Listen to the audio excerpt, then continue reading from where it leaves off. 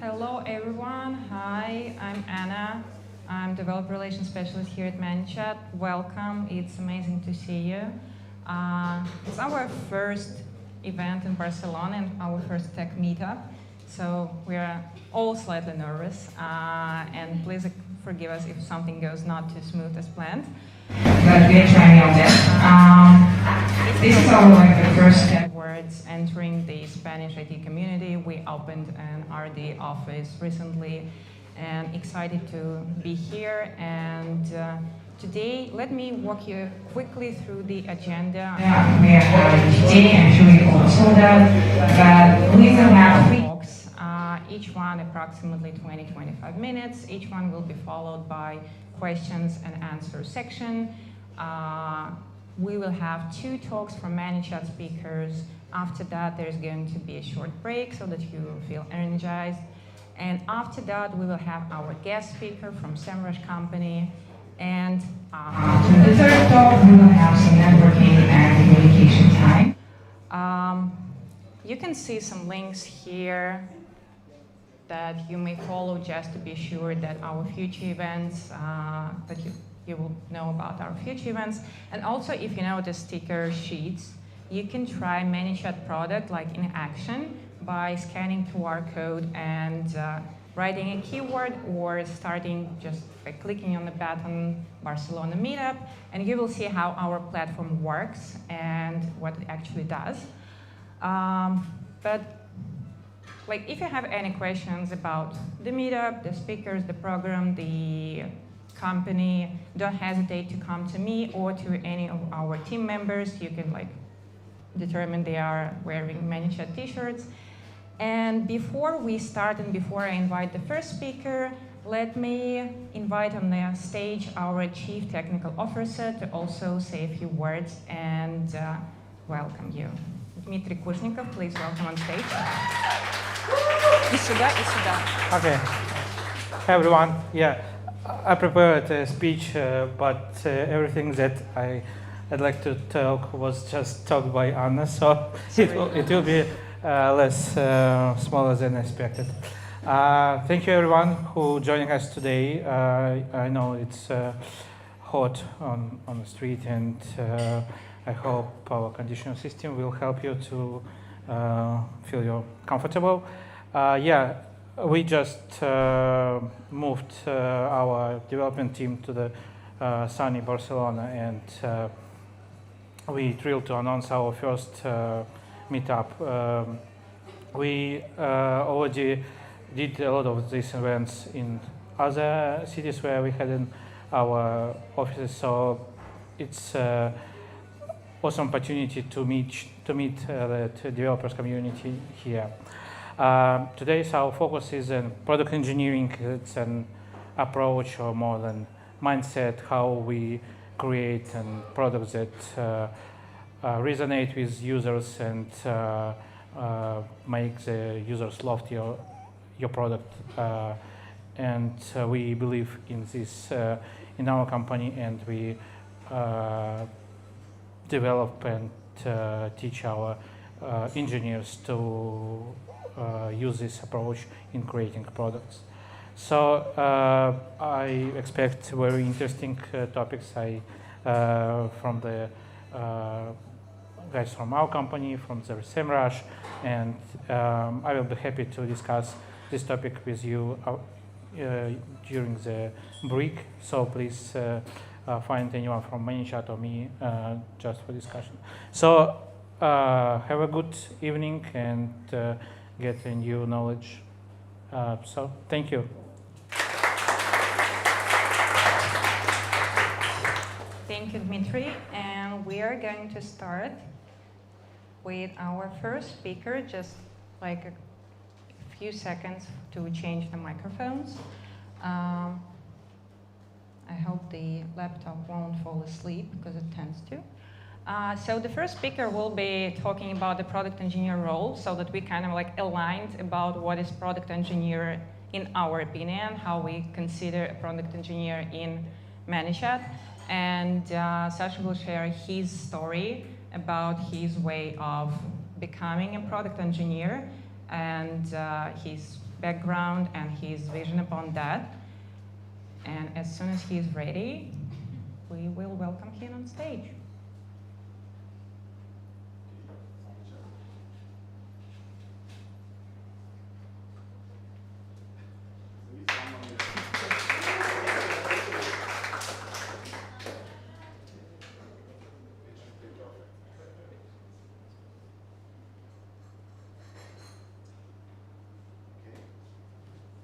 All right, please, a warm welcome to Alexander. That's my clicker. Okay, hello everyone. I'm excited to see you all. Thank you for coming here. So let's go into. Today I would like to talk with you about product engineering, and I put like a statement that it's your next step in IT. It's a like statement that I totally believe, but I came it through a big way, and I would like to share it with you. But first of all, my goal for today is that after this presentation, most of you will agree with me. It's a very ambitious goal. So let's go, let's try. The first question you might have, like, who am I to tell you all of this? And I'm happy to answer that I'm like Alexander.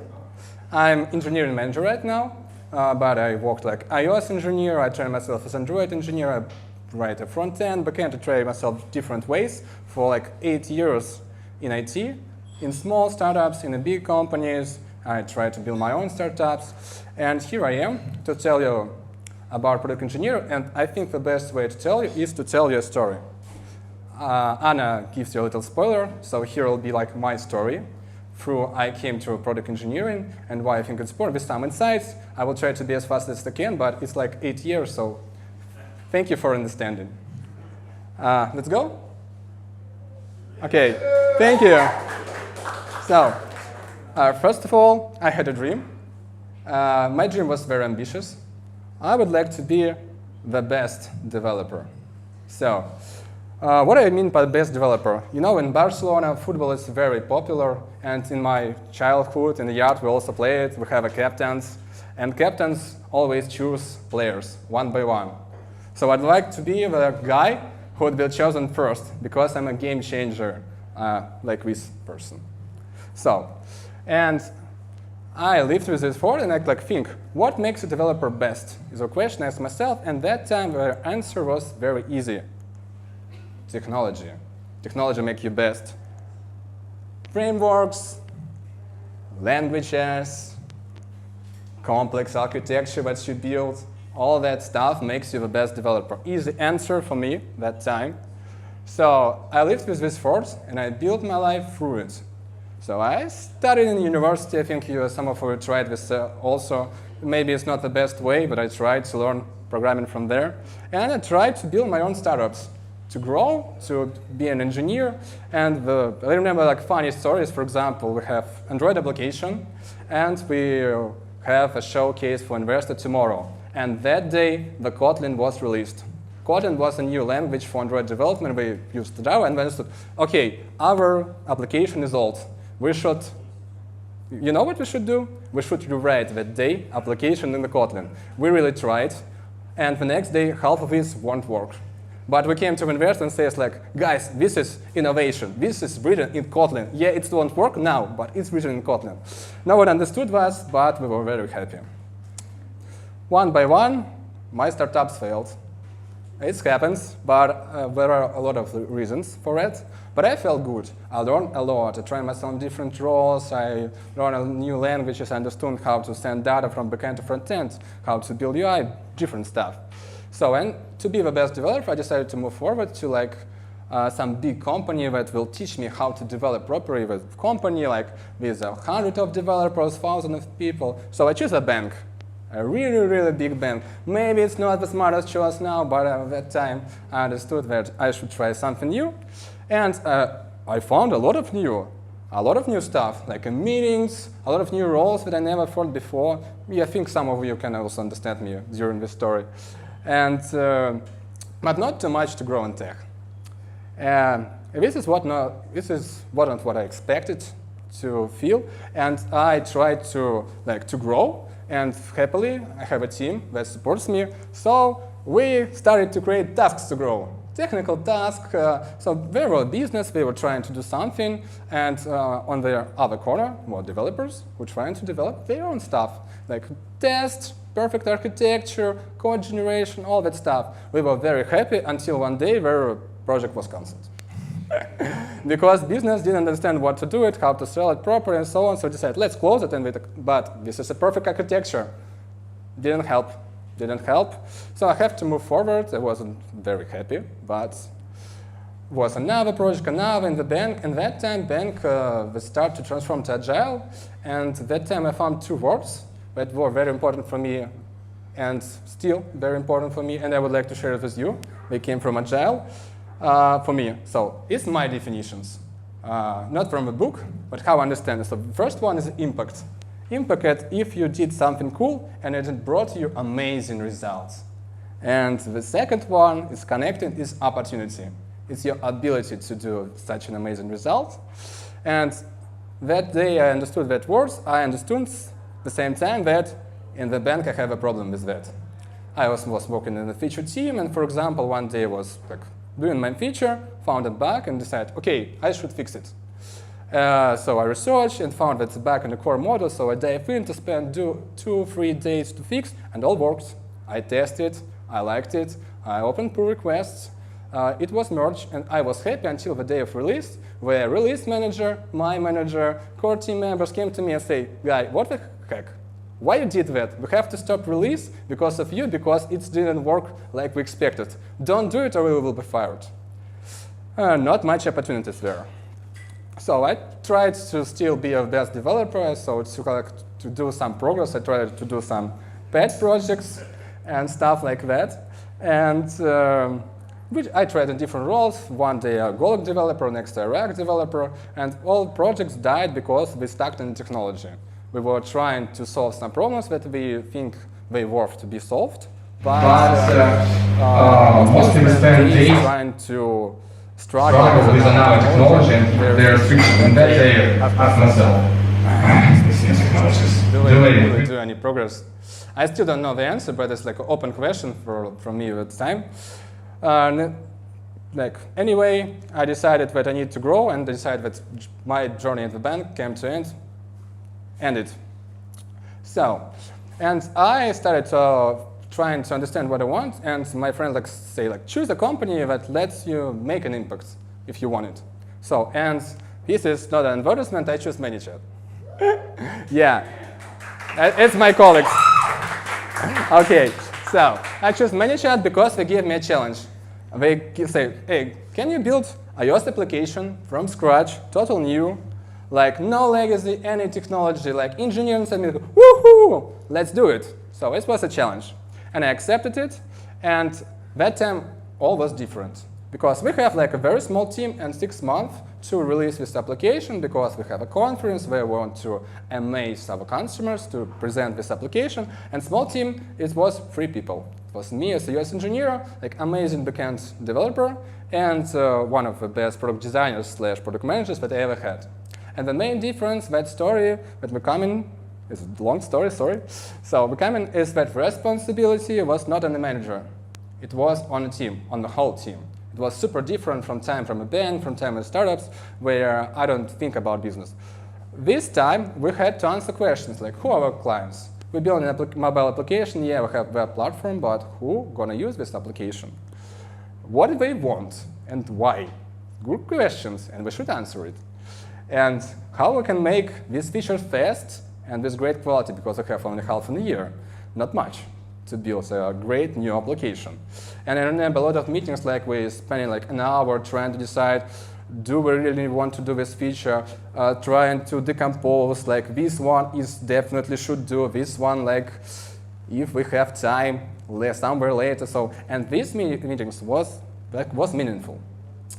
So we started to work, blah, blah, blah. And finally, we did it.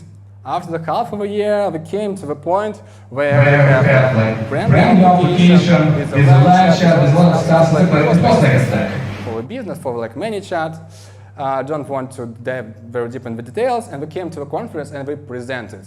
And I want to share things I remember from it. It was like 3.5 years ago. So the first one was a lot of people there.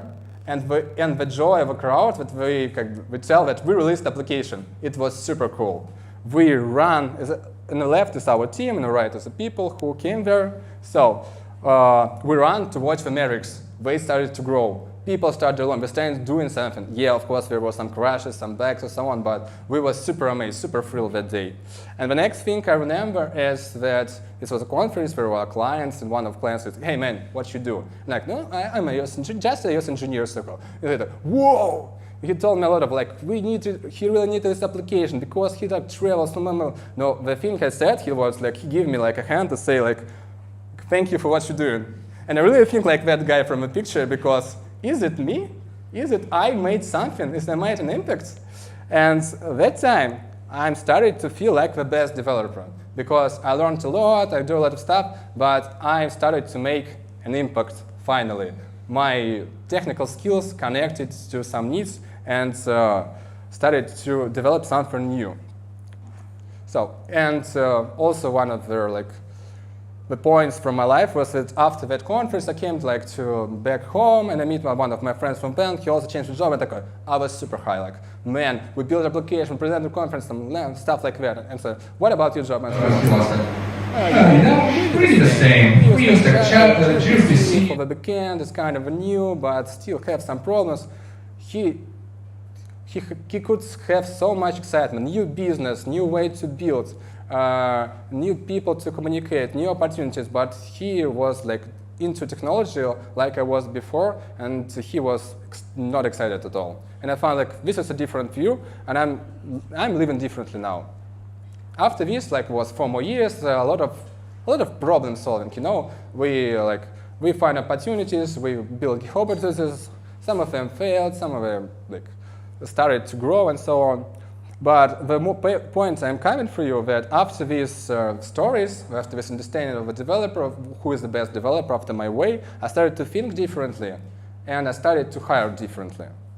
Because previously, a best developer, I hire people who you know the stuff, you know about how in machine code something is working. I am still small, so I can hire you. We can work together. But I understand that business needs different people, and I would like to share my understanding with you. So what business needs, in my opinion, is that engineers who understand the business, who chase opportunities, who react to the signals of market and take ownership. That's super different from what I thought before, like a best developer. But this is what really needs. And when I started to do like this, I saw a lot of signals from companies around, from people around, that this stuff works. So, and these people, they are product engineers. What? So this is who product engineer is. I can give you another definition. It's like some combination of a product manager and engineer. You don't replace product manager because you need them. They do a lot of stuff useful. But engineer is a person who understands technical solution, and the product manager is a person who understands business. And combination between technology and business, it creates an engineer that can solve any problem. And this problem will have amazing result, impacts. So this is a product engineer who is, and what you need to do to, I have one amazing slide, yeah, sorry. So about engineers, we're all talking about AI, a lot of AI, he can write code, and the question for you, will engineers be replaced by AI? Who think yes? Oh my God, my audience. So I'm agree with you, they want, because engineers is innovators. You build something new, you know a lot of context of a business, you know a lot of technology stuff. In between this, you build solution for the client problems. You create opportunities to users to try something new and so on, to find a new profit, I guess. So this is what I led. If you want to become a product engineer, you need to be able to answer a lot of questions. Here's a list. You can make it much more longer. I would like to go through one by one through them to make an examples.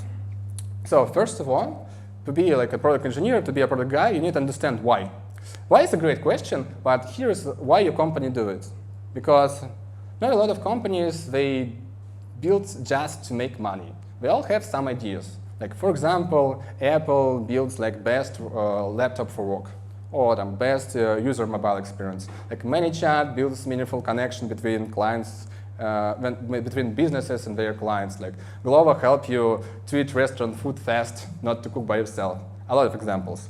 Understanding why, you understand which opportunities you have in this business, what you can offer it. You know, for example, if you like in a Glovo and you advise some game, it can be like not great connected to the business. But if it's a game while a person waits for delivery, it can be great. So first of all, why? Next, you need to understand your business. Business is much more complex than just one program that you give. Usually it's an ecosystem. Web application, mobile application, some integration. I know your business also have billing and so on. If you like working with some real estate startups, like you have some persons who work with you, and etc. So, how to understand your business? The easiest way is to try yourself as the client of your business. You create a new account, register, and try to use it. You will find many funny things. In Manychat, we like use it as a part of onboarding. You go and you try to build automation from scratch. Or, for example, you can create workshops. In Manychat, we try to do we change the focus mostly on Instagram, and we create a workshop. The whole company, the developers, they try to create business in Instagram. And you know what? Developers brought some amazing ideas that we put in the backlog and next do. Just because we dive into how the product works and what we find there. So, the next thing about opportunities. Yeah, I told you it's a thing that to make an impact, but it's not just features. Like chase opportunities. Opportunities is something bigger. To answer what this opportunity will you give, the great question is what we're going to achieve by doing this. I can give you some examples. First of all, you can find opportunities everywhere. You can generate yourself. Your mama can tell you that this will be great in your product. Can be. You can find something in review of clients. One of our clients said, guys, we have a lot of business, I have a lot of business pages. You can get Slack where you're trying to choose the company in the Slack in the left. So, can you make a pin for me? So, and okay, we can do like an opportunity, but next week we ask ourselves, how big is the opportunity? We check the metrics and 3% of our users can have the same problem. Big opportunity? No. We should focus on the big opportunities. But for example, we have in the live chat, and now one of our backend developers said okay, we built a live chat. My wife works with one internet magazine, and they use some chat on the side, and they use a lot of speakers. Let's do speakers. We research and put on a market. We have a lot of options, similar, and we try to do it the simple way, MVP, to try. And we saw amazing results in the metrics. People really liked it. It was a big opportunity, and we tried to chase it. It's because of the backend engineer, not a product manager, not a product owner, not a business owner, one of the developers. Take responsibility. The best part. So to be able to chase opportunity, it should take responsibility. Take responsibility to try. Be proactive. I remember that we find out that we used a design system, and it was very beautiful. But the contrast wasn't great. So for me it was good, but maybe for some people can be bad. So we find out that because of our interview, and our designer took initiative to rebuild the system to make it more contrast, and after that we received great feedback. Previously no one told about problem, maybe they don't feel good about it, but that's great. You took responsibility. Take responsibility for the quality. Do better codes. In Manychat, we have accompaniants, and we have accompaniants owner, people who take responsibility for that company to work great. Also, a great way to make product better. One more thing about features. Sadly, business don't have enough time, 2-3 months to develop something. We're all limited by time, because there are a lot of businesses we're trying to chase. Who is the first gets more. And if you get first there, understood there's no opportunity, you can quickly switch to another point. So we're limited by the time, but we're not limited by the scope of what we're doing. So they're a great way to do something if you like understood in the middle of a sprint, like you can't achieve it. The great way is to cut some. If you discuss it with a team, mostly you have like 1-2 screens, for example, that you don't need, or maybe 1-2 like calculation that you don't need to do on your backend. You can go without it and still achieve opportunity and still test it, still understand the reaction. Constant feedback. I already talked a lot. Feedback is an essential part of what you can give feedback for your colleagues to they work better. You should take feedback from clients and so on. So great way to improve and to chase opportunities because you give opportunity, take feedback. Okay, let's do, or let's not do. Communication. So yeah, I understand we have a lot of useless meetings right now. It's a problem a lot of in IT and so on, but we still need to communicate. Because to be able to chase opportunities fast and predictable, you need to go to the designer and say, man, okay, this is a great company, but maybe we can use like old one because it will cost us 3 more days. Do we really need this? Or we can test on the old ones, and so on. You can communicate with the product manager to like give him your idea, so and so on. We need to communicate. And about data, data is my favorite part. Data is everywhere. Most of the companies now measure the data, but a lot of developers, they really don't know what happened to the product, and it's not good. It's difficult to chase opportunities when you don't understand how clients react on the product. In my team, for example, we build a feature, and after that, we need to understand how is this feature successful or not, and developers, they like go to the Amplitude because they're interested in it and build dashboards to see the results. And if you want to like introduce your idea, it's a great way to go to build dashboard and say like, you see that numbers, we have opportunity here, let's try out. So, and the last thing I want to say, like, what is success? It's a great question, and you need to understand what is success, because you can build amazing architecture, you can build. But what is success? Is it success that you built a perfect architecture? No. Is it success that like 100 clients use it? It's a question. Depends on the feature, depends on your product and so on. But you need to understand what is success to be able to say, okay, this is a great bunch of code, but we don't need it. They don't need it. Let's try to do something different that we all need to make an impact. So, what I want to say in the end, I want to repeat this slide, just copy-paste from the beginning, from the middle, I guess. Like, business need engineers who understand business, chase opportunities, react to the signals of the market, and take ownership. And this is product engineer. So, be a product engineer, chase opportunities, and make a difference. Thank you. Any questions?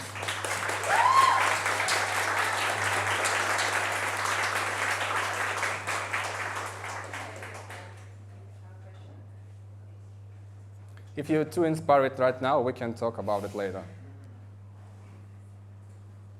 Okay, I see it. Can you please explain in 2 words like what Manychat is and like how do you interact with the users, and are you afraid that AI will like replace maybe like Okay, he is not advertisement guy. I tell you.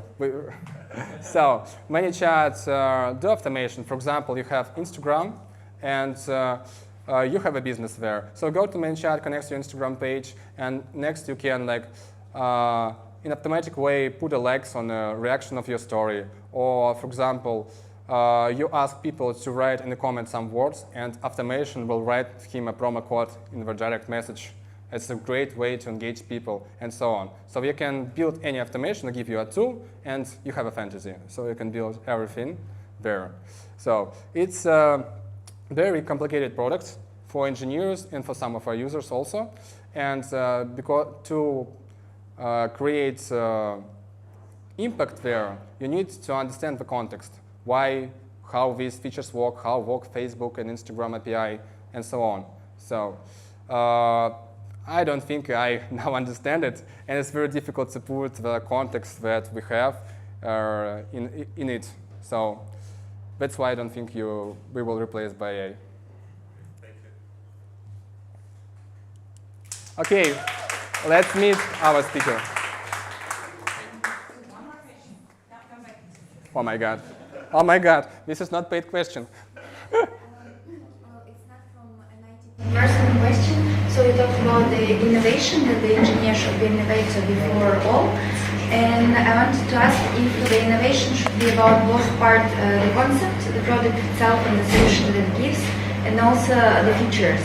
Because as far as I understand, all the new features that appears in the apps, I don't know, like swipe, for example, and so on, they're accessible for all other coders and could be used.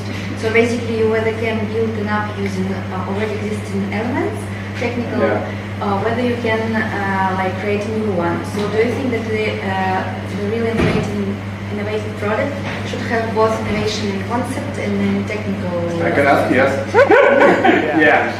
So Is it the case of Manychat? So it's. I said that it really depends. So we create an innovation. Yeah, innovation can be defined very different.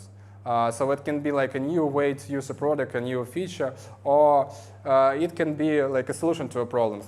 Innovation can be like a new way to solve a problem, and it can be built by using like old new methods, like old/new methods. You see. Manychat does have some technical feature which was an innovation of Versus innovation. Like I remember that this flow builder, the thing that we created like to build automation, like visual programming for marketer guys. So this was an innovation, for example.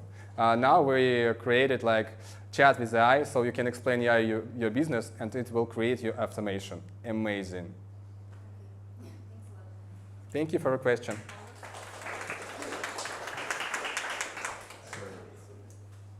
You joined to be part of Manychat, and why? I don't know what's Manychat talking about. Manychat. Yeah, I enjoyed to be part of Manychat. I spent here like 4.5 years, I guess. It's very much, but I really enjoy the impact I'm making now. Thank you for the question. Okay, thank you. Thank you, Sasha. Thank you for asking questions. We are going to move to the next speaker. We will now just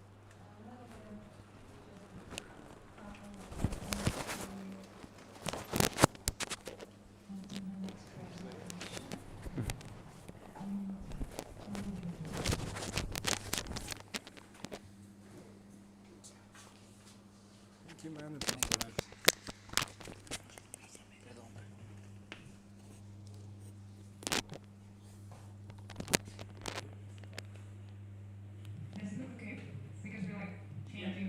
Yep. Let me invite Sergey Yakovlev, who will share. You have already become a product engineer, you developed your product mindset, and you want to develop. So, like, what would be your next step? How would you become better? How would you do your job better? And this is what Sergey is going to share. So, please welcome on stage Sergey Yakovlev. Hello. I'm gonna use 2 laptops because I'm good at multitasking. So, yeah. Good evening, everyone. Thanks a lot to Alexander for his great talk about product engineers, and I hope to expand on some of the ideas he has presented to you in my talk, which is called What Your Company Actually Wants from Your Code. Good, it's working. So my name is Sergey Yakovlev. Before we start, I want to introduce myself. And I'm a front-end developer with 5 years of experience working mostly with JavaScript, TypeScript, React, and Node.js.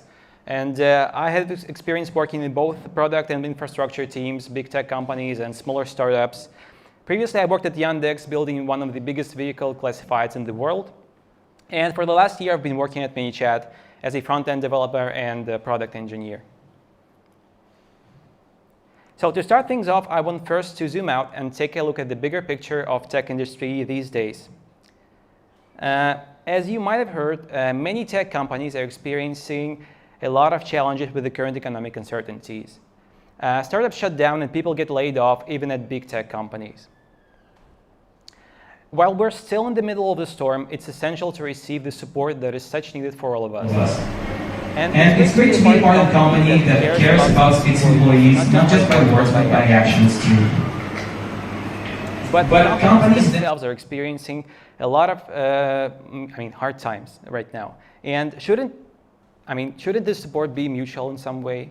And I'm not talking about working more hours or being paid less money. I just got interested in the whole idea that the current situation is a good trigger to ask ourselves, how can I do my job better? And you might say that for developers, this goes down to just, how can I write better code? But wait. How can we say for sure that good code translates to bigger results for the company? And even aside from that, good code is a very subjective thing that developers can argue on indefinitely. In Manychat, we believe that developers are not just coders, but product engineers. And for product engineers, code is only the instrument that helps us achieve the results we seek. So I found a better version of this question. How can my code bring more value to the company? But let's pause for a moment.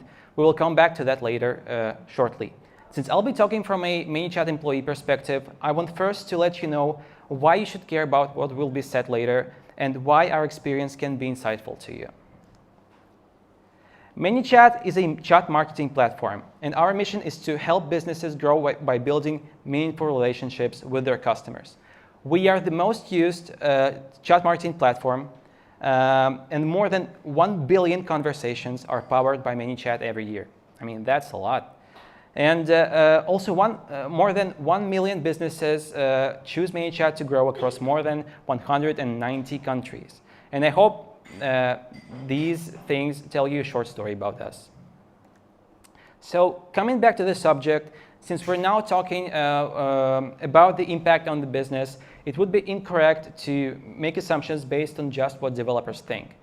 To expand our view with relevant context, I suggest we should ask this question to product owners. A product owner acts as a primary link between development teams and stakeholders, ensuring that the right product is built to meet customer needs and achieve business goals. They are exactly what we need to gain insights into how code and its different qualities affect the business.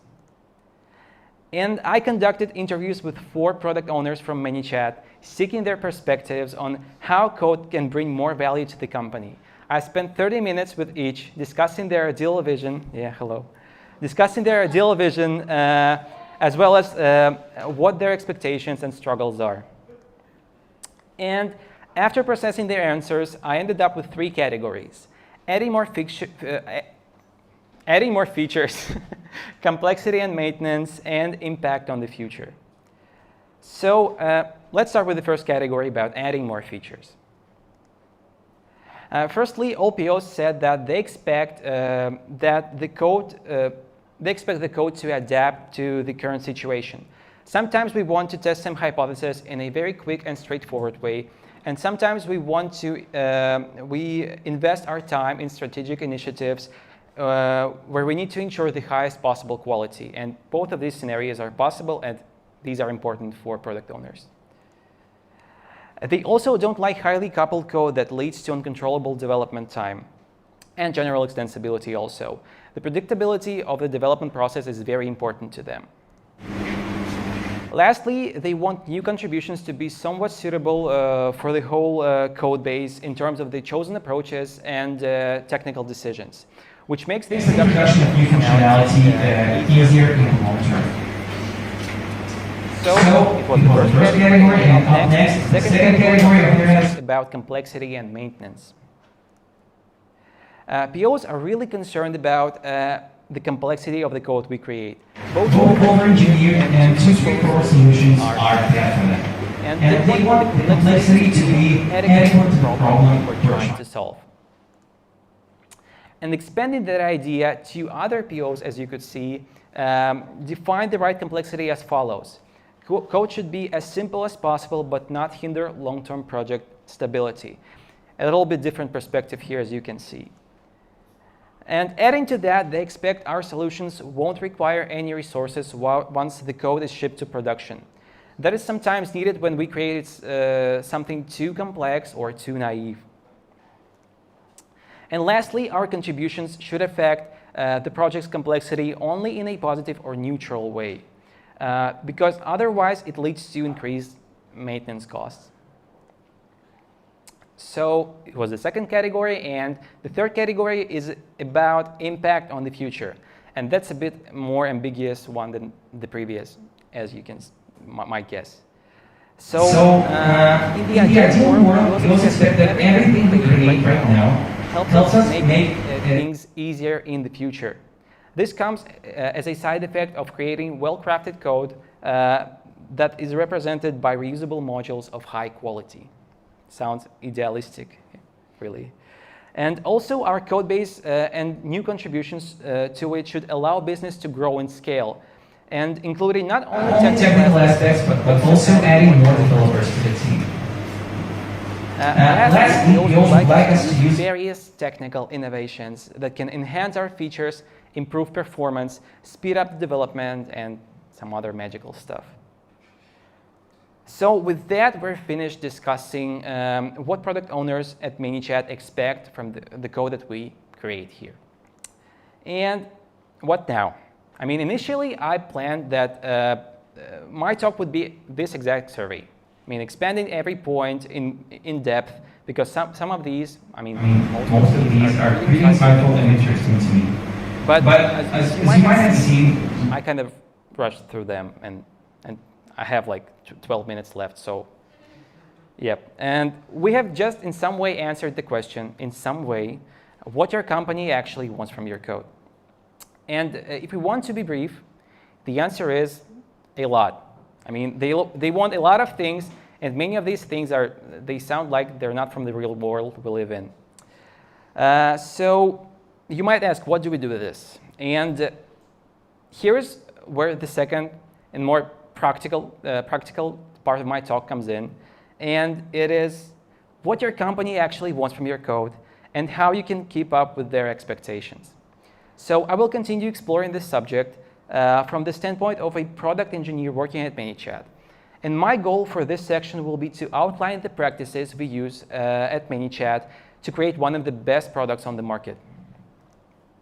And to start things off here, I want to say that in our paradigm, there's not much you can do as an individual contributor. And it is company-wide practices and processes here that really matter and affect our end result the most.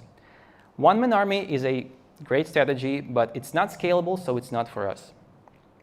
And to understand what helps us to keep up with such high expectations from our product owners, I conducted yet another set of interviews because I like interviews. Yeah, and but this time with 4 engineering managers from Manychat, seeking their perspective on how we keep up with such high expectations from product owners.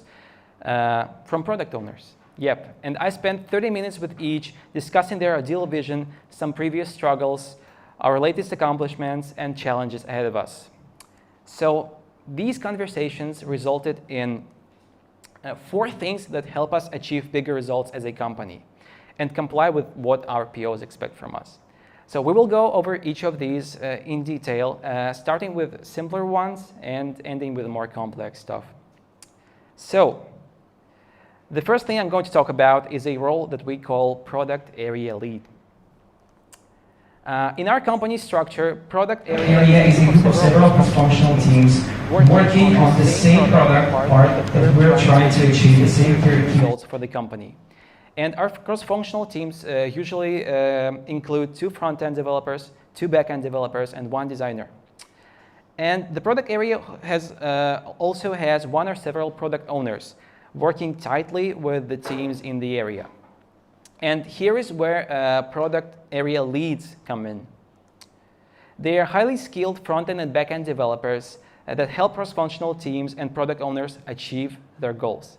And among other things, they mentor developers in the product area, provide deep knowledge and expertise of both product and the code base, give managers insights into the performance of the developers in the product area. But the most important part of their responsibilities for us now in that subject is that their wider context and knowledge they are helping teams to stay on track with the objectives and key results we're trying to achieve as a company and secure our long-term product vision. So product area leads ensure that the technical decisions we make are aligned with our long-term strategy for business and our code base. And that was the first point, product area lead role. The second point, the second thing that helps us is a process we call architectural retro. Let's see. So when we encounter some kind of a big problem that was caused by our technical decisions, we decompose it by answering 4 questions. What happened, why it happened, how we could have avoided it, and how we can avoid it in the future. So instead of talking about these points theoretically, I suggest we take a look at a real example of something that happened to my team, hello my team, half a year ago, and how we used this approach to reflect on our mistakes. So this is the user interface of Manychat and its live chat section. Yeah, I hear some laughs in the audience. This is the user interface of Manychat and its live chat section. And in the order selection, you can see the new feature we wanted to implement called customizable workspace. This would have allowed the live chat agent, our users, to set up folders with conversations that satisfy some set requirements and quickly navigate between them. So let's see what happened, and please note that this is going to be a very extremely shortened version just for us to understand the whole idea. So the infrastructure team blocked this feature right before it was released, and the sprint goal wasn't achieved. And this happened because our implementation had several flaws in its design that would have significantly worsened the performance issues we already had. And after thoroughly reviewing the mistake made, we understood that we could have spent more time on technical research to find a better solution. And that solution was actually there, and we just didn't have enough time and resources to, and knowledge to come up with it. So after realizing that, we came up with an action point that let us make the same mistake once again in the future. And it is to sync with the infra team on features that can sufficiently affect the overall performance of our backend and databases, and also to spend more time on research and get their approval before implementing such features. And that was a brief overview of how we address problems that were caused by our technical decisions. So to wrap it up, architectural retro allows us to reflect on our own failures and ensure that we don't make the same mistakes twice. And coming back to the list of engineering practices that help us achieve bigger results, the third point is component ownership initiative. So our product is a very complex system. It is hard to manage that system as a whole. And we need to have a clear vision of the future and how our system needs to change. So instead of trying to manage it as a whole, we decided to manage every part of the system on its own. Product engineers in our company are assigned to different parts of the system, different components, and they're responsible for several aspects of these components, including stability, code quality, and more. I also want to mention that for us, it is very important that one single person is fully accountable for the state of the component. Other developers can help and contribute, but the final responsibility is on the owner. And this approach is not, I should say that this approach is not really unique. Many companies use the same ideas, but with a little bit different implementations. This is just a small part of our real component map with real components assigned to real owners. That some of these are right here in front of you, maybe near you. So on top, you see 6 key components for us. Our integrations with different channels that businesses use to communicate with their customers. And in the center, you see the structure of our various other subsystems like billing, automation, integration, live chat, templates, and others. With that picture in mind, let's see what a component owner's responsibilities are. The owner is responsible for the component's stability. They make sure that the component is covered with the required metrics and that the monitoring is working. They also react to any problems with the components, such as critical bugs, performance issues, alerts, and others. The owner is responsible for the component's code quality. They control tech debt by creating backlog items for issues that need to be resolved, as well as for possible improvements. And if necessary, they create a refactoring plan and justify why it is worth the resources it requires. And they perform in-depth code review for new contributions to the component. This includes optional blocking of new contributions that can substantially affect the component's code quality and stability in a bad way. And finally, the owner is responsible for the component's knowledge base. They create the necessary amount of documentation and keep it up to date. And very important part for us, I want to highlight it, is that the owner acts as an entry point for everyone who wants to gain some knowledge about the component in our company. So this was a brief overview of the component ownership initiative and a role of a component owner at Manychat. So to wrap it up, component ownership process allows us to ensure that every important part of the product has a clear vision of the future, what helps us achieve bigger results. And coming back to the list of practices we use and that help us, the fourth and the final point is principles we use in the development. The first principle I want to share with you is, if we lack resources, cut the scope. This triangle is the representation of three key aspects of new contribution we make to introduce features or enhance our product in other ways. And they are scope, quality, and stability. Imagine that inside this triangle appears another triangle that represents our available resources. And we can stretch it in different ways to achieve the desired level of each key aspect. But at the same time, we cannot increase it because resources are not endless. So with that idea in mind, we can say for sure, I hope we can say for sure that in the ideal world, we would like to have enough resources to satisfy our expectations for all three key aspects: stability, quality, and scope. But in reality, resources are not endless, so we make sacrifices case by case. And if you don't control these decisions well enough, you might end up with the scope that was fully implemented, but the quality and stability of this implementation is so low that you can't actually let your users see this.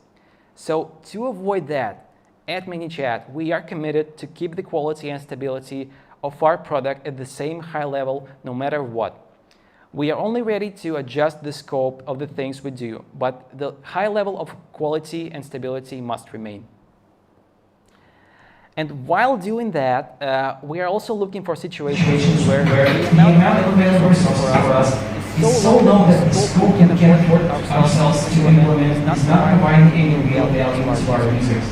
That situation is a red flag that something went wrong, and we need to reconsider what can be done with that feature. And that's all about the first principle I wanted to share with you. And the second principle we follow in the development process is keep technical decisions as simple as possible. And to explore that principle, let's first look at the simplified feature lifecycle. There is the create stage, when we decide what to do, how to do it, and actually implement it. Then we move to the maintain stage, which is pretty self-explanatory. And after that, to the extend stage, where we want to introduce new functionality or change the feature in some other ways. So in the ideal world, developers would want to do everything this way. Just plan it all beforehand, like create the architecture, extensibility mechanisms, and then just enjoy yourselves in development, and that's it. Basically, this is a waterfall approach. But in reality, this approach is almost never a good idea in modern product development, since there is no chance that we could foresee everything and predict how the product will change, will need to change with this feature in the future. So as a result, we spend a lot more time on the extend stage, since we're trying to fit new required changes to the feature with the architecture and mechanism that we created earlier, and for which we spent a lot of time. So What we're trying to do at Manychat is to keep it all simple as possible, but yet extensible and maintainable. We're not trying to predict how features will change in time. We solve our problems here and now, and yet not harming long-term project stability. And we also keep an eye that our decisions are not too straightforward and naive to the point where development becomes unsustainable, which can be resulted in the picture you see on the right. And I want to say that we didn't come up with this principle out of nowhere, and we learned by our mistakes. And let me tell you, that's not a bug of the presentation, that's actually correct. Because as an example, I can mention a feature called auto-assignment. This became famous among the whole product group, not the whole company, but the whole product group. To every developer, they know that feature. With this feature, we try to do everything at once. I mean, keep the scope, keep the quality, keep the stability, and if that wasn't enough, we try to do a very well refined solution right away.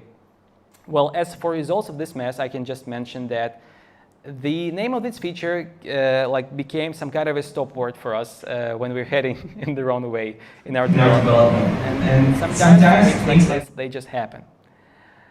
And that's it. This was the fourth and final engineering practice we wanted to explore.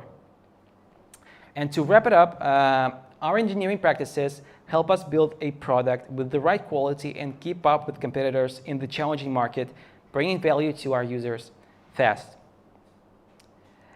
And with that, my talk comes to an end, and I would like to quickly summarize everything I said in just 2 slides.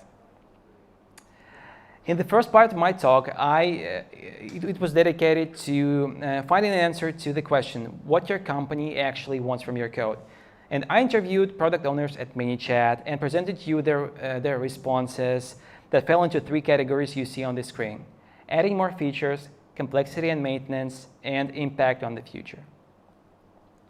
Then I explored how we keep up with their expectations in our company by talking to engineering managers and highlighting 4 practices that help our engineering community achieve bigger results as a company and comply with what they expect. That included architectural retro, product area lead role, component ownership process, and finally, the principles we follow in the development. And that's actually it for me. I hope this was insightful to you. I tried really hard to make it very dynamic so you won't take up your phones and refresh the Twitter or something. So you can find me on LinkedIn, message me any questions. I would be glad to answer it. And thanks a lot for listening.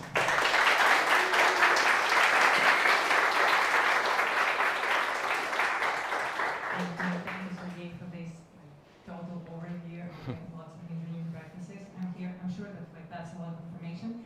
Are there any questions? Yeah.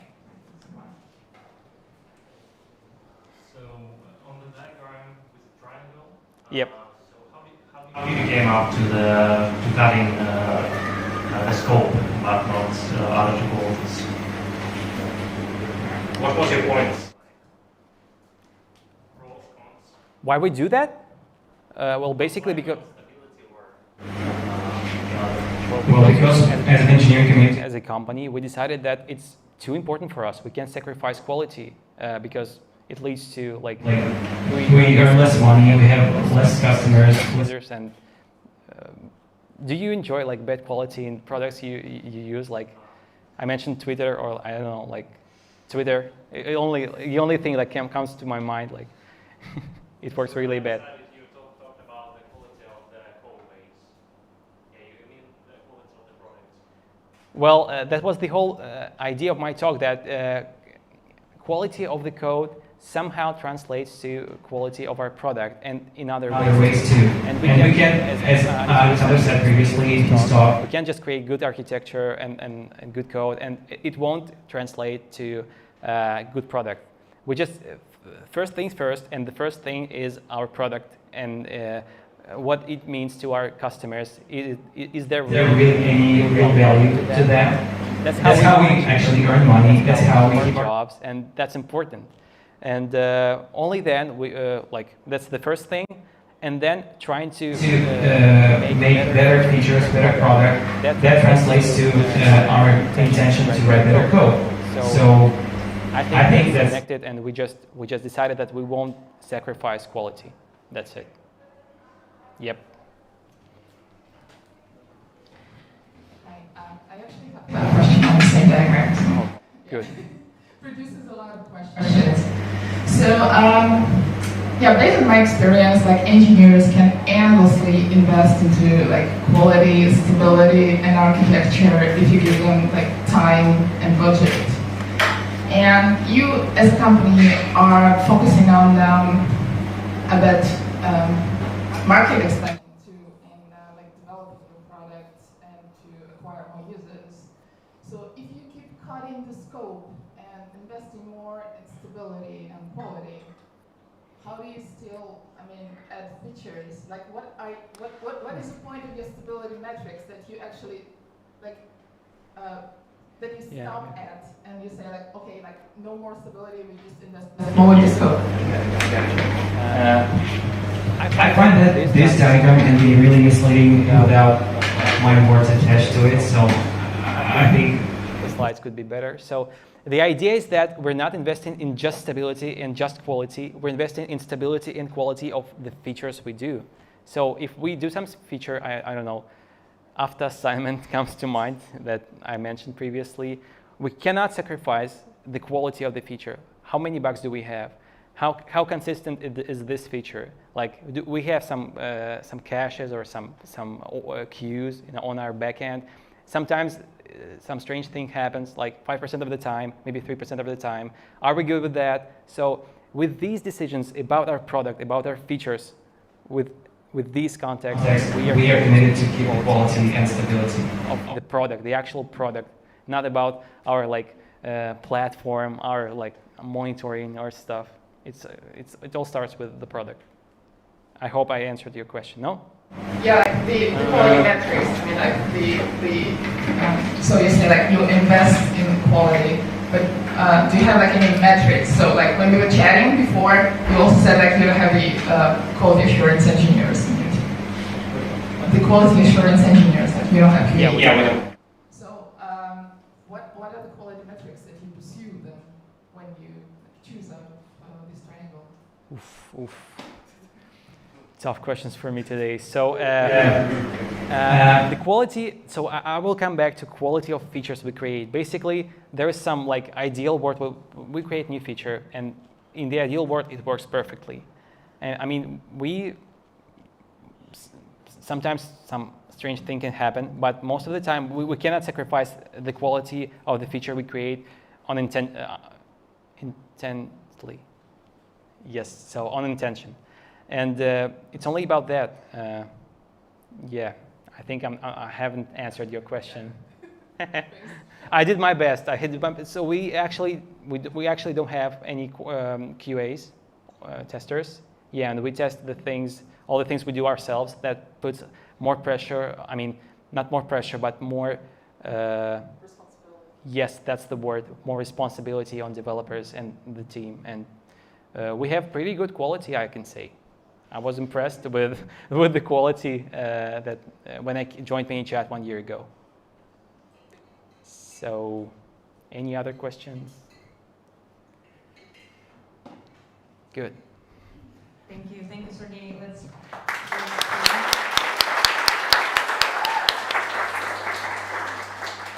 we are going to have I think maybe 15-20 minutes break. That's just to get some energy to fuel up a little bit, and then we will come back for the final talk of today's meetup. So let's go.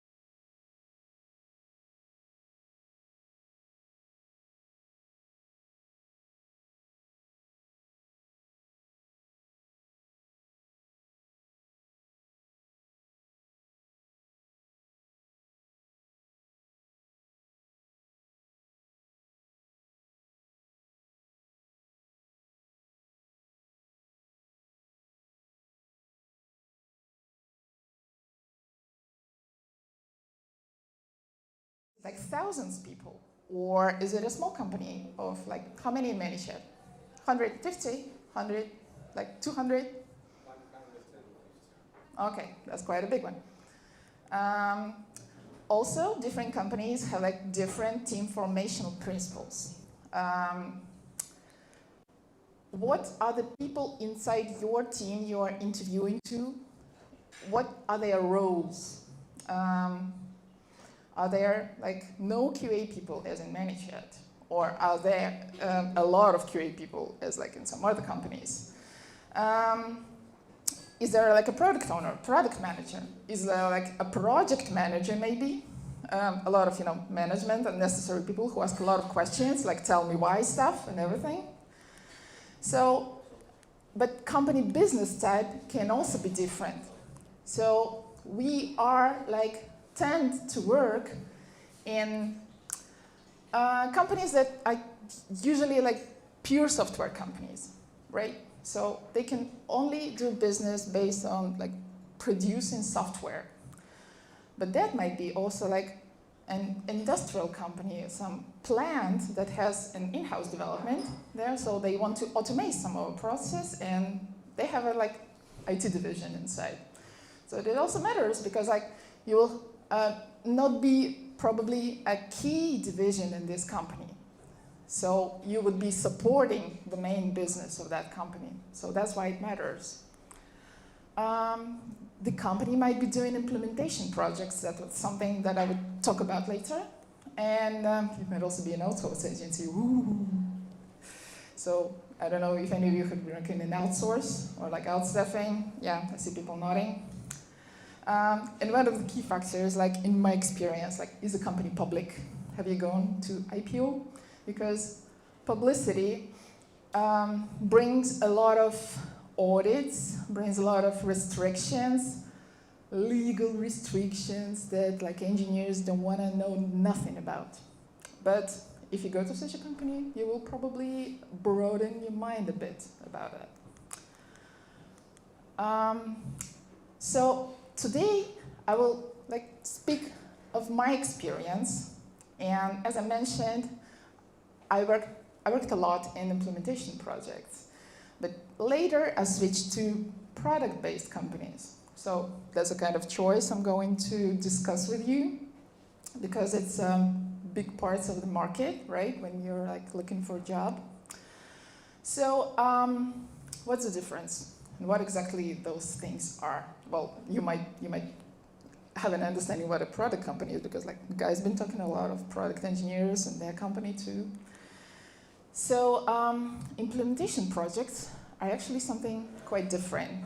So you already have a product, but you need to customize it. You need to adapt it to some client, to some business.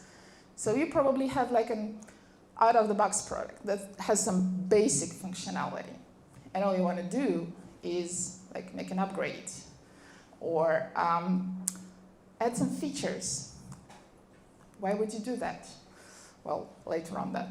And you might be having a kind of product-based company. Like, why is it called like a product-based? Because, let me get back. Product-based companies usually follow domain-oriented approach.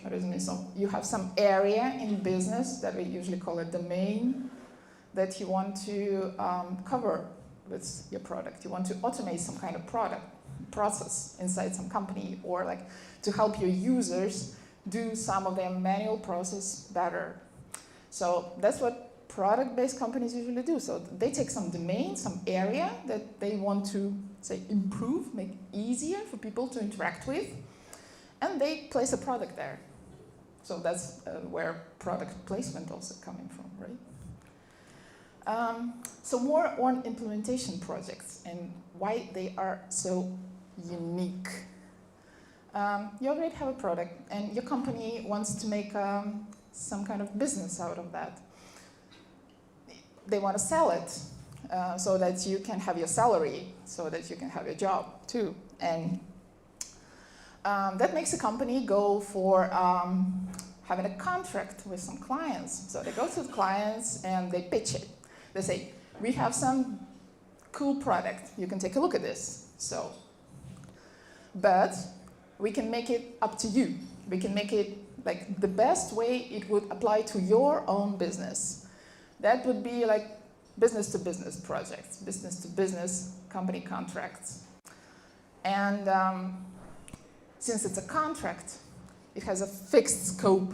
So it's a scope of work.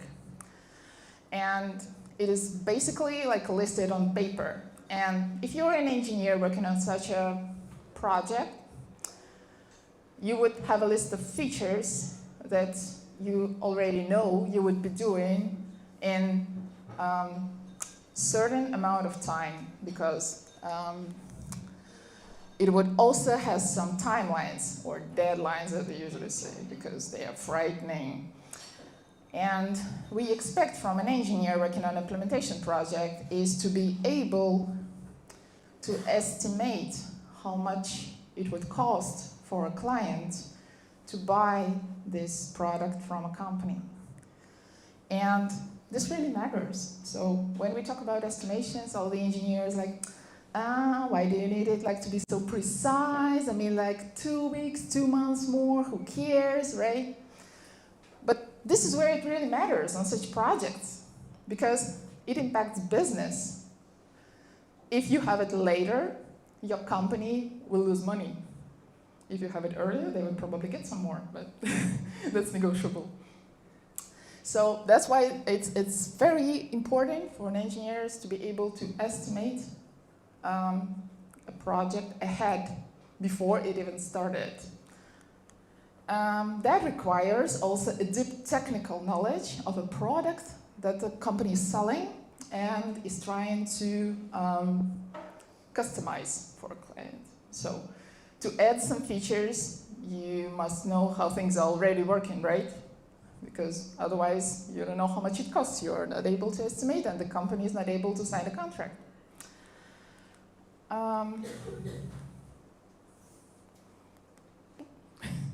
So that brings us to a list of some skills that, like from my experience, would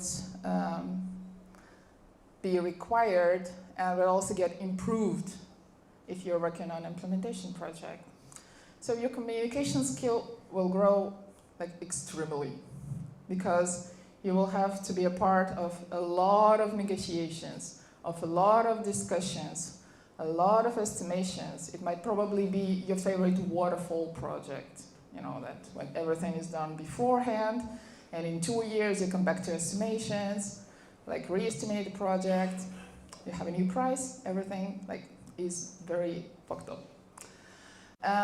But if you work on your communication skills, maybe you have more contacts inside your team, inside the company, and maybe you can pitch better features to the client too, so that they want your product. This is also like very important stuff, I would say. So if you work closer to business as in implementation projects, you would see with your own eyes, on the face of your client probably, how bugs in your code impact business. I had like stories in my professional career where project managers from the client side would be standing right upon me, yelling at me for hours, making me fix the bug, like while he's still there. I mean, like he would sit next to me and would be saying like, Anastasia, well, let's look at the bug. How can we fix that? And well, communication skills help here too. But this is literally, you get closer to business, right? And that brings us to the third skill. You will be more stress resistant. Well, if you go through that quest, of course. And if we're talking of like more serious stuff, if you start at the beginning of the project, you might probably go to the analysis stage, so where you sit next to business and ask the people, guys, I really want to know how your business works so that we can make it better. And then you will see like the full flow from the business expectations to the product requirements to the technical requirements of your code and to the bugs that you code and then back to business because it is impacted by the quality of your code. And that brings us to the next skill. So maybe you would like to focus more on error handling that you do inside the applications that you code, and more to improving the monitoring. That's a bit of a technicalities, but I'm sure like you really want to know as soon as possible on such a project what exactly went wrong and how to like quickly fix it.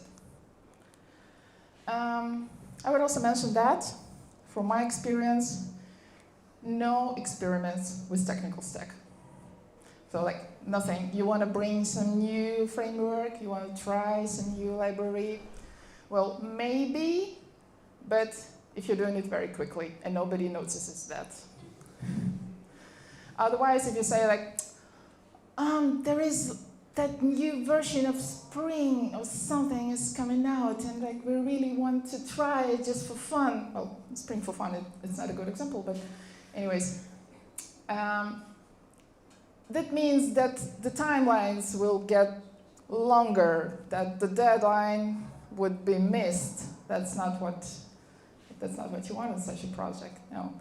So that means that you have everything agreed before the project starts. And you want to make it fast because the technologies run away from us and we are just chasing them. So you want to choose a nice stack before you start the project. Then I want to go to a product-based companies because like I had those 10 years of working on different implementation projects and like different big businesses. I had like a couple of burnouts, of course. It was not easy, like stress resistant, yeah, increased maybe, but not fully. So I wanted to get to, let's call it a better place. Product company is like might be a better place. Also, my 20s were past and I was like, I couldn't work 16 hours per day anymore. So I wanted to settle down for something easier. So what would product-based company bring you? There is no client is a persona, no client per se. So there is a bunch of clients, like maybe thousands of clients. And maybe you know some of them because you've been doing some cost dev, or you've been doing some interviews, or you've been getting some complaints. Oh my God. But for you, like in a product-based company, a client is a complex portrait of the people that you produce the product for. So you really need to make some good job to get to know them. You really need to collect analytics, do all that stuff, because there is no particular person you can talk to just to get all the requirements. You might also want to look at your market competitors to see what they are bringing to the table. Wow. What was that? Oh, technical issues, as usual. So that would also mean, since, well, there are projects in product companies, of course, but a company is not a project per se. So there is no fixed scope.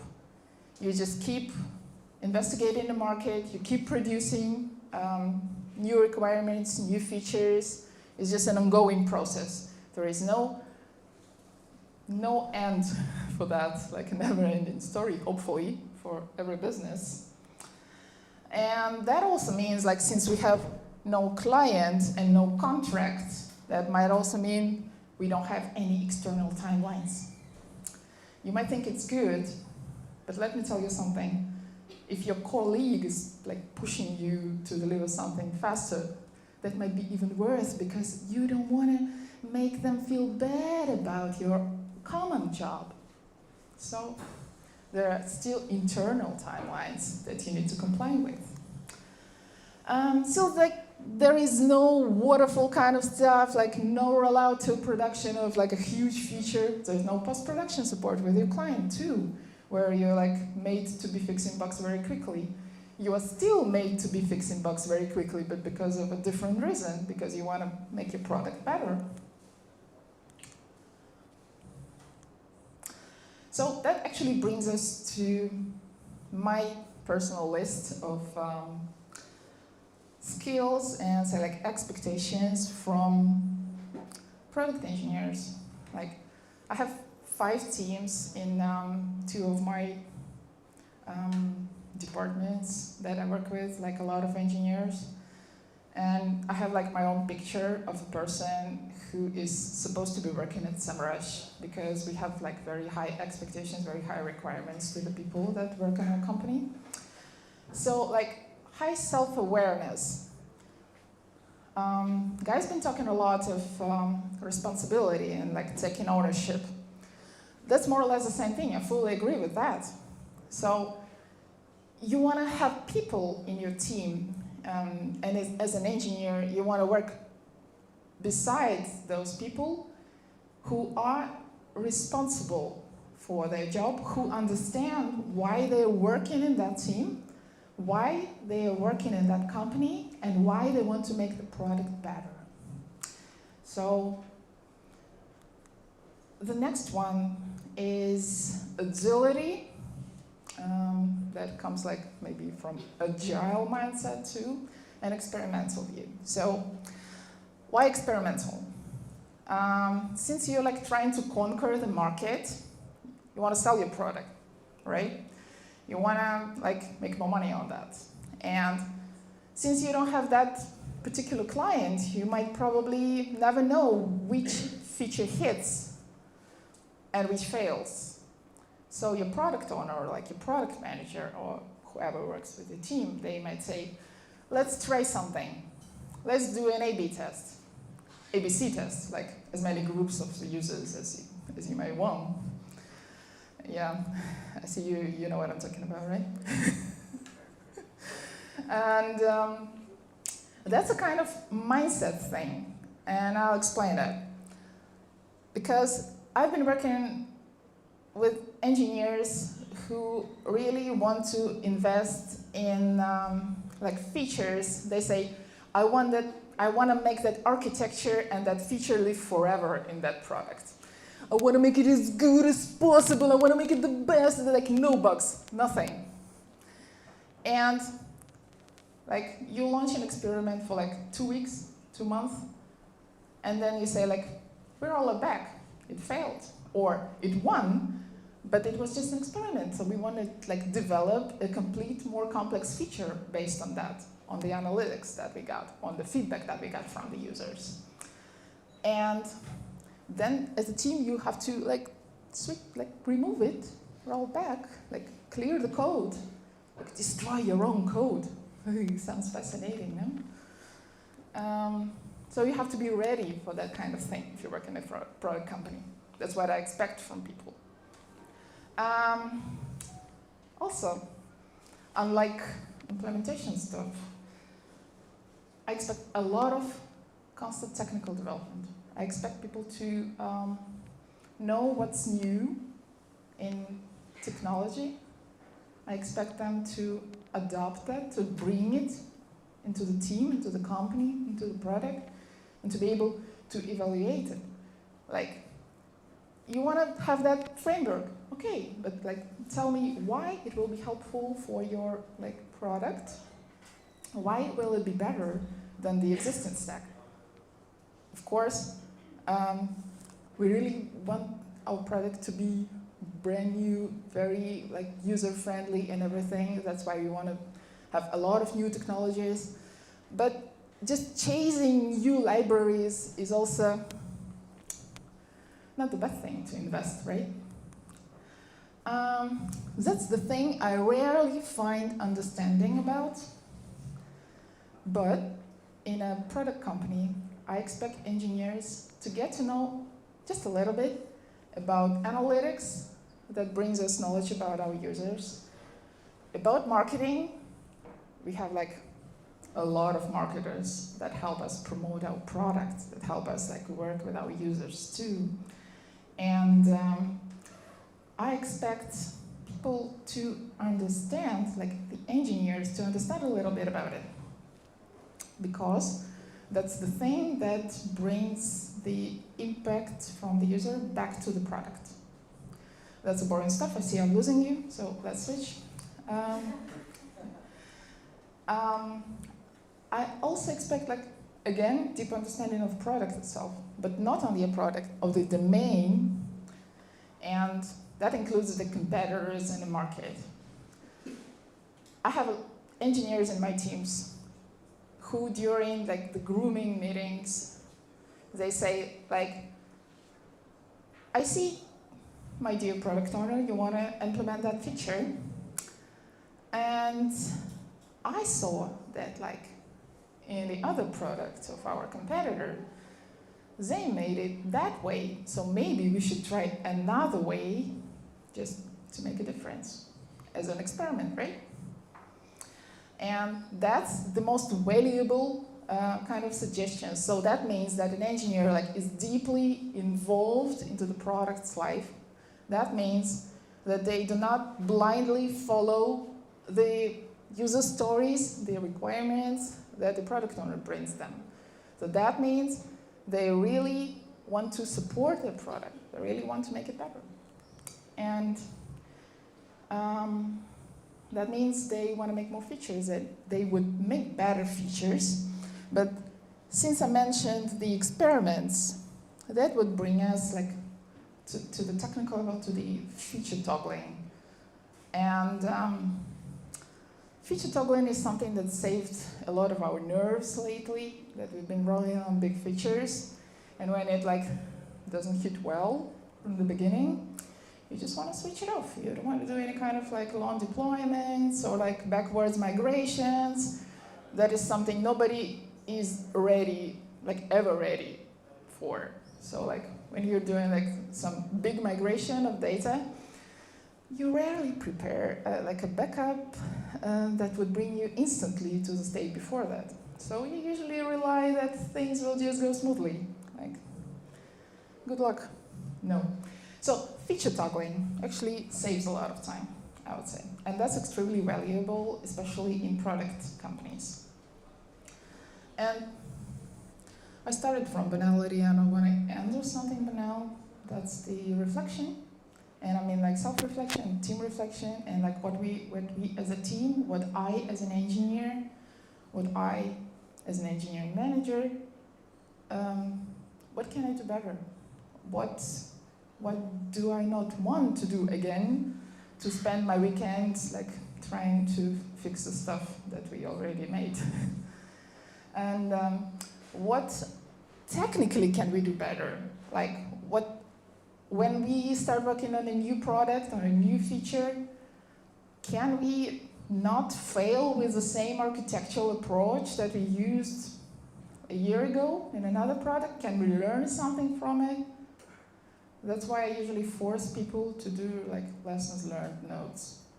Because if I know that we're going to do something similar in the future, maybe you want to like take a quick look at that before starting the same process. And conclusion is very simple. So it might really sound like implementation projects are a bit shitty, and product-based companies are like heaven. Not completely true, although it might seem like that. Implementation projects make you gain a lot of experience. So they might be long, they might be short, but you get that unique opportunity to work like closer to like real business, real clients, to interact with them, to understand how requirements come to code, to have maybe like a lot of projects in the same time that you would like spend, I don't know, 3, 4, 5 years in the same product company. It would not like be a lot different. But if you want to settle down for something that requires your deep engagement, your deep understanding, if you want to bring the difference to the company, You might want to choose the product companies, I guess. It doesn't really mean I wouldn't change my point of view in 5 years. Maybe something else comes. But for now, I just want to say that product-based companies really thrill me on an everyday basis. So that's why I've been working like in Semrush for already 3 years. And what I gather is that Manychat, in a lot of things, shares the same approach to requirements to product engineers as we do. So that was basically it. And thanks. If you have any questions, I'm open to answer.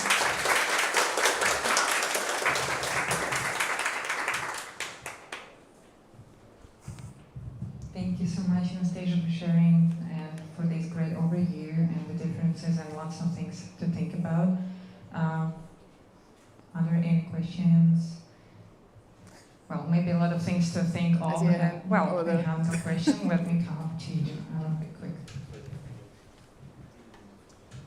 I wanted to ask you, like, what AV system you're using? Are you using an in-house solution, or are you using something like third party? We're using in-house solution. We have our, yeah. Just a second. Give me a second. We're using an in-house solution, and we have one of our teams that developed an internal tool that helps us do the instruments. It's very handy. It's called Trebuchet. So if you ever are interested in our approach, just text me, and I can share some experience.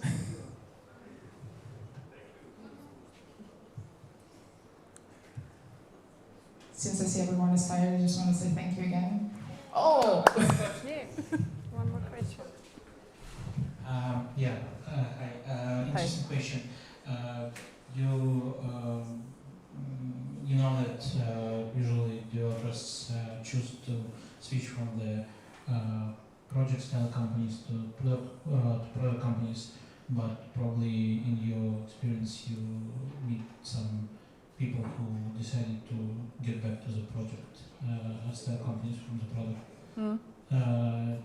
If yes, can you maybe share why they decided to do this?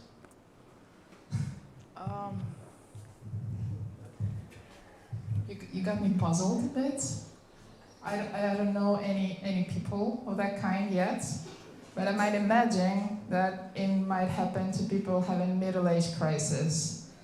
So they want to get more adrenaline in their lives back. Like some do buy motorcycles, some climb the Everest, and some get back to implementation projects.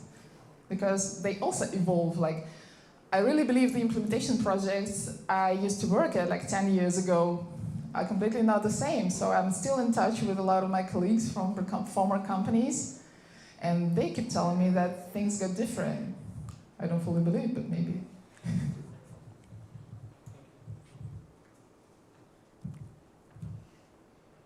Okay. Yeah. Thanks.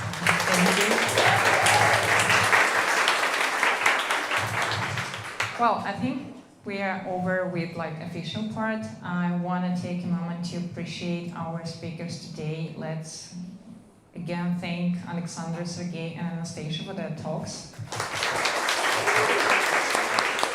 And I would like to appreciate all of you coming. Well, this is our first event, as I mentioned. We were pretty nervous. I hope that you like this evening. And now we have some opportunity to continue networking, talking. You can ask some more questions to our speakers in private. And, well, some snacks are also waiting for you on the terrace. Thank you so much, and I hope to see you at our next events.